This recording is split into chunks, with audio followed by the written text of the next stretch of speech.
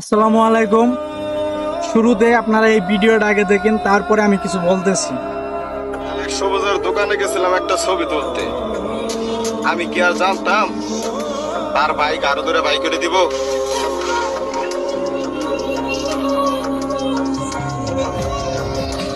আর একটা ভিডিও দেখেন।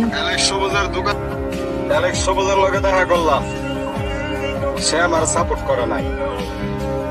তোমরাও কি আমার সাপোর্ট করতে না? একটা ফলো দিয়া কমেন্ট করে দাও। সাপোর্ট যদি না পাও আনফলো করে দিও।